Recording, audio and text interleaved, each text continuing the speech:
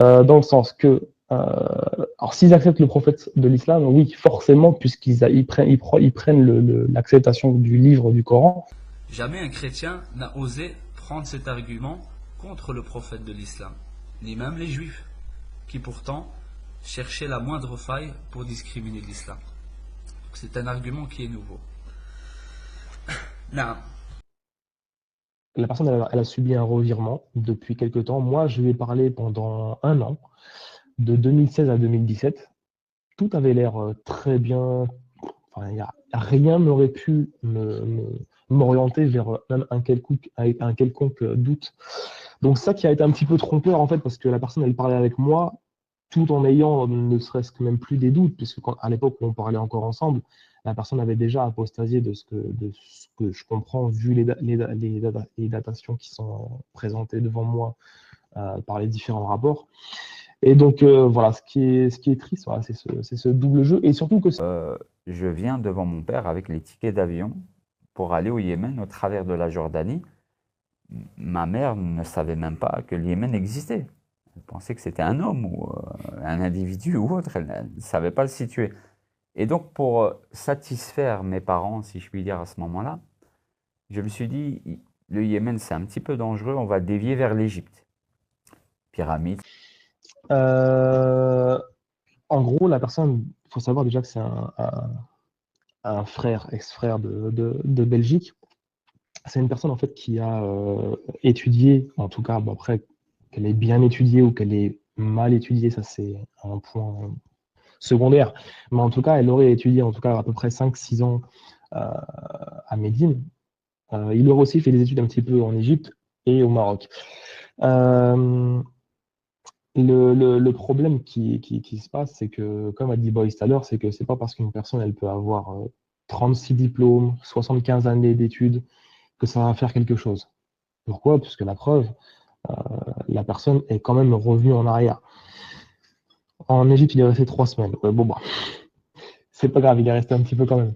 Euh, Donc vous partez en Égypte, finalement. Combien de temps? Je pars en Égypte 1 an. Donc, Et là, vous apprenez l'arabe? là, j'apprends l'arabe. Après, j'ai une très très mauvaise expérience en Égypte. Je suis ensuite, on accélère un petit peu, mais je suis ensuite accepté à l'université islamique de Médine, en Arabie Saoudite. donc je pense qu'il y a autre chose qui est derrière. Alors, on ne peut pas rentrer dans la conjecture, mais en tout cas, tout ce comportement-là, il n'est pas normal. Moi, par exemple, je connais énormément de gens qui ont des doutes sur l'islam, et ils viennent m'en faire part. Ils viennent me parler, ils viennent m'envoyer un message, ils viennent me dire que ça va pas, après, je suis pas bien, nanana. Donc ça, c'est très bien. Mais que tu fasses les choses tout seul comme ça et qu'ensuite tu bloques les personnes, je pense qu'il y a un gros problème qui est derrière. Juste Souleymane, souriant, bras croisés. Bruno, dans ton livre, tu dis que t'es resté 11 mois en Égypte. Moi, je t'ai vu revenir au bout de 3 semaines, vidé, la main sur le ventre, l'autre sur la valise. Karim, rire discret. Apparemment, t'avais chopé la gastro du touriste, version édition spéciale. Bruno, se défend, un peu gêné. Ce n'était pas une gastro, c'était un voyage intense. Souleymane, clin d'œil. Intense. Franchement, Bruno, tu passais plus de temps aux toilettes qu'à explorer le Caire. Karim, ton académique faussement sérieux. Résumons, 3 semaines sur place, quelques jours de galère, et 11 mois, dans ton imagination. On appelle ça un mirage d'1 an. Bruno, hésitant. Peut-être que ces 3 semaines m'ont paru une année entière. Souleymane, taquin. Ah oui, c'est sûr, quand tu jongles entre les pharmacies et les transports locaux, le temps s'étire. Tu as vécu 1 an dans ta tête, mais pas sur le calendrier. Karim, tapote l'épaule de Bruno. Franchement, en 21 jours, t'as réussi à inventer un séjour d'une année complète. Record du monde du Storytelling Express. Bruno, riant, capitule. D'accord, d'accord. 3 semaines, pas 11 mois. Je corrigerai le bouquin. Souleymane, punchline final. Parfait.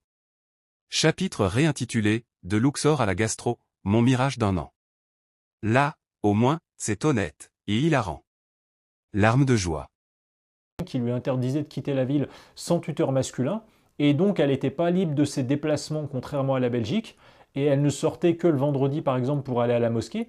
Et donc page 111 et 112 finalement, son épouse qui pourtant était enthousiaste et voulait faire la hijra, eh ben, elle se retrouve à reprocher à Bruno de l'avoir amenée en Égypte et elle lui dit qu'elle n'en peut plus d'être ici et s'ennuie.